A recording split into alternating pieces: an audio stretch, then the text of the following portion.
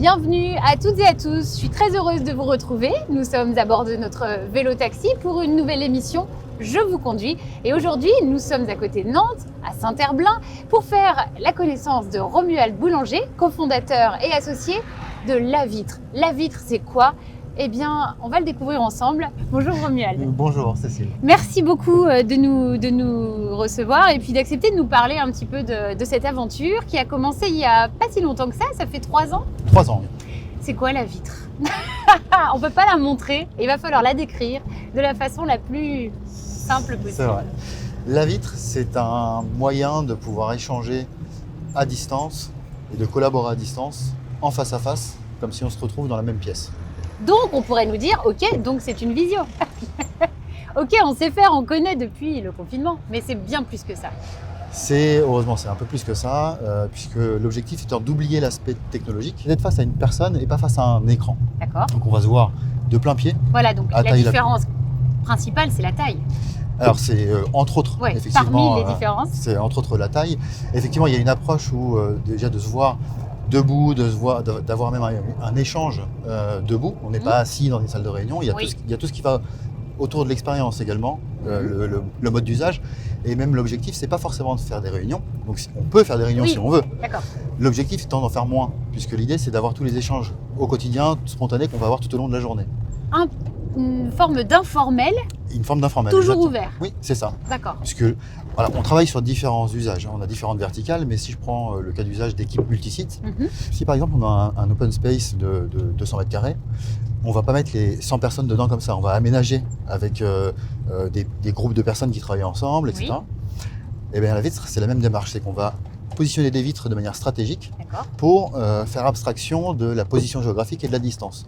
Et une fois qu'on les positionne, elles sont ouvertes en permanence. D'accord. Donc on va échanger de la même manière qu'on soit avec une personne qui a un bureau de nous, à un étage ou à une ville d'écart. Et on se rejoint devant la vitre pour collaborer, pour échanger. C'est ouvert en permanence, mais on peut décider de fermer, comme on fermerait une porte. Mais on peut décider de fermer, donc on a 2 modes qu'on appelle le mode chute et mode confidentiel. Donc le mode chute, c'est qu'on garde le visuel et on n'entend plus, on n'est plus entendu. On coupe le son.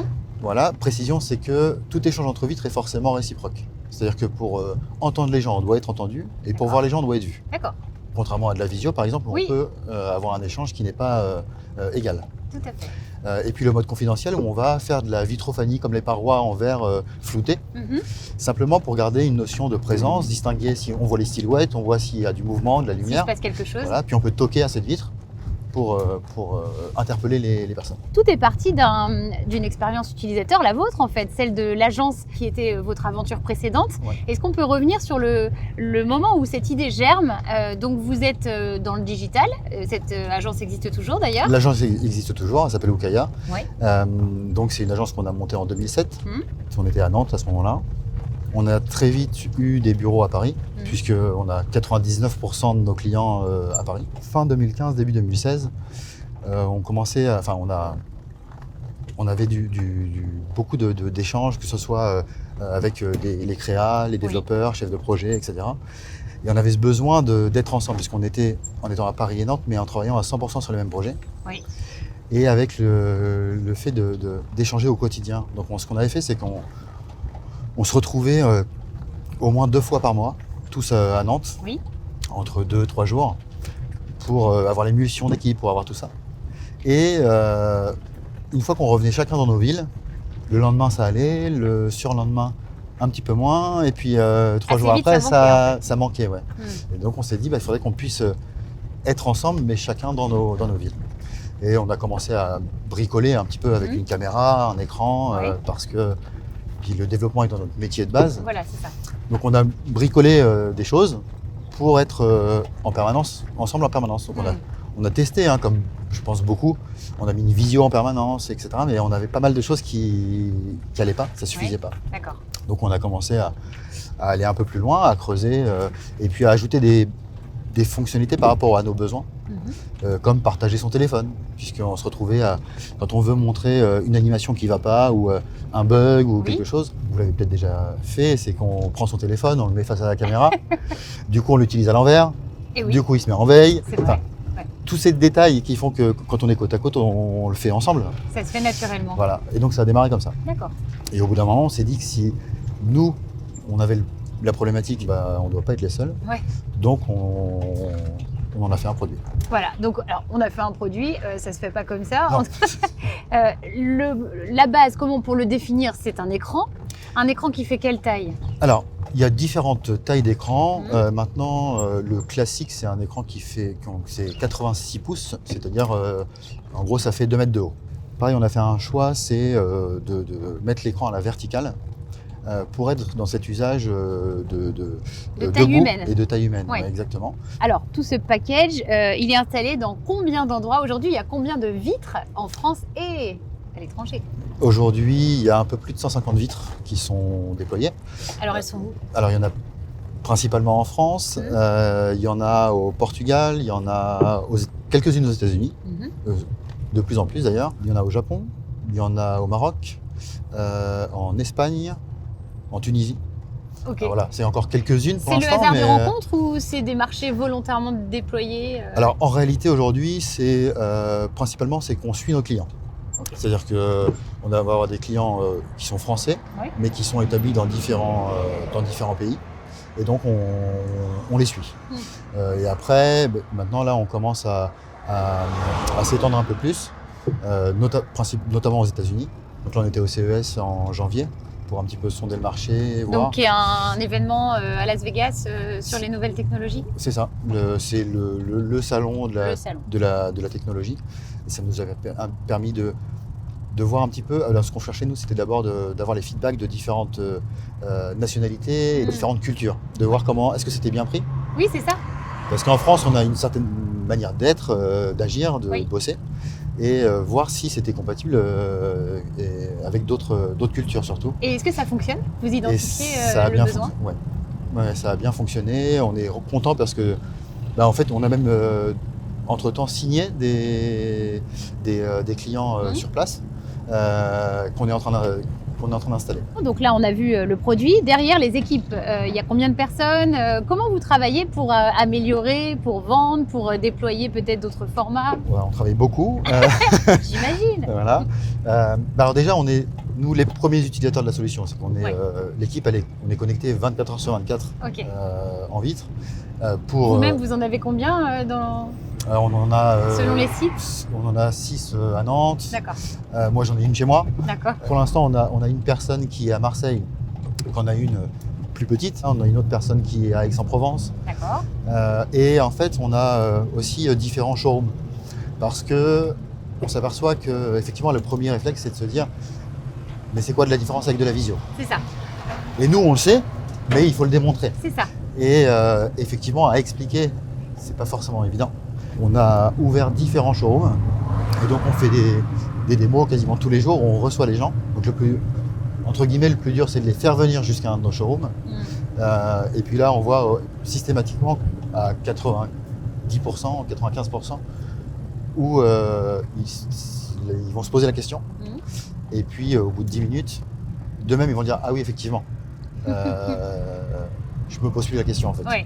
Aujourd'hui, l'usage, il est principalement professionnel, mais on pourrait l'imaginer. Est-ce que déjà, vous l'imaginez pour d'autres types d'usages, culturels, sportifs, familiales? Depuis le début, on réfléchit à un cas d'usage potentiellement, même pour chez soi. Oui, oui. Là, aujourd'hui, on fait essentiellement du B2B parce que c'est plus facile d'avancer, de démarrer. Mais même déjà dans le B2B, on a déjà plusieurs usages. C'est-à-dire qu'on a les bureaux, ça c'est le premier usage, mais on travaille aussi sur tout ce qui est et hospitality, donc gestion de l'accueil. On peut imaginer l'accueil dans un hôtel. On commence à échanger beaucoup aussi dans le domaine de la santé. J'allais le dire, du soin et de la santé, ça paraît assez logique. Donc ça, c'est des sujets sur lesquels on travaille. Dans le domaine du luxe également. D'accord. Donc pour tout ce qui est vêtements, modèles, essayage, et dans le domaine du divertissement, donc du sport, par exemple, pour donner accès à des endroits parfois inaccessibles, où on aimerait bien aussi voir avec tout ce qui est dans le domaine de l'art aussi, potentiellement rencontrer des artistes, ce genre de choses. Quel est le type de management que vous avez mis en place? Est-ce que c'est très participatif? Vous êtes combien d'associés? Comment ça marche à l'intérieur? Alors, ça marche plutôt bien déjà. Ce qui est plutôt cool. Non, je dis ça parce que c'est pas forcément évident. Enfin, un des challenges, on l'a vécu, de monter une équipe, c'est quand même le truc qui est assez sport.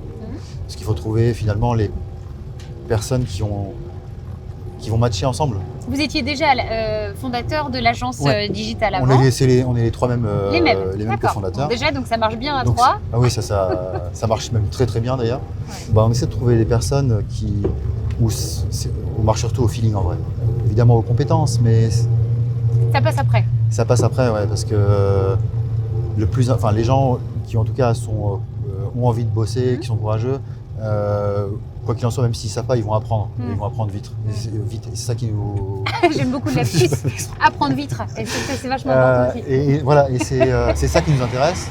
Et trouver aussi des gens qui sont différents de nous, puisque c'est le fait d'avoir ces complémentarités qui fait forcément intéressant. Ouais. Et d'ailleurs, le choix du nom, pourquoi vous avez choisi La Vitre? Comment vous avez choisi La Vitre? Comment on a choisi La Vitre? Non. Après une longue soirée. Alors c'est déjà comme ça qu'on a commencé la boîte. Ah bah voilà. Non, c'était parce qu'on cherchait un nom. Et on voulait un nom français parce qu'on a une boîte 100% française. Et on en est content. Donc on voulait un nom français, le plus simple et le plus parlant possible. Et en fait la vitre, c'est parce qu'on ne peut pas la traverser. Contrairement à une fenêtre.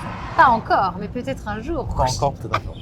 Mais voilà, c'était pour ça. D'accord, excellent, c'est bien vu. Et alors, il y a une petite tradition dans cette émission, c'est une invitation. Est-ce que vous êtes fan de musique? Est-ce que c'est dans votre playlist, il y a souvent les mêmes musiques qui reviennent? Ou est-ce que vous avez, c'est quoi vos goûts? Ça va d'Orelsan à Stromae évidemment, à Iggy Pop ou à Police. Ok. Voilà, c'est assez... Les Gordon aussi. Qui ça? Les Gordon. Ouais, ok. Voilà, donc c'est assez vaste. Orelsan, c'est un peu normal pour un Normand? Ouais. Ouais, c'est un peu la base, quoi. C'est la base. Quel est le son, par exemple, ce soir, en rentrant, que vous aurez envie de mettre en premier? Mais je ne saurais pas le chanter. C'est pas grave. Même le non. Même le j'adore. Alors, c'est pas grave, ce serait quoi? Non, ce serait Lanterne des Gordon. Ok. Un titre d'Orelsan qui vous parle particulièrement? Il y en a plusieurs, mais... J'aime bien Rêve mieux. Ah, je la connais pas. Mais je serais incapable de le faire là. C'est pas grave, parce qu'on donne des titres et puis les personnes qui nous écoutent vont pouvoir aller chercher et l'écouter, donc c'est super. Merci beaucoup. Merci à vous. Donc La Vitre, c'est à découvrir parce que le mieux c'est de voir comment ça se passe, clairement. On a essayé de l'expliquer, mais c'est rendez-vous sur Internet. Sur Internet ou rendez-vous dans nos showrooms. Et oui, merci Romuald. Avec plaisir, merci à vous. Ainsi s'achève ce nouvel épisode et cette nouvelle balade. Je vous conduis. Nous étions aujourd'hui à Saint-Herblain pour découvrir La Vitre. À très bientôt. Je vous conduis vous a été présenté par CIC West.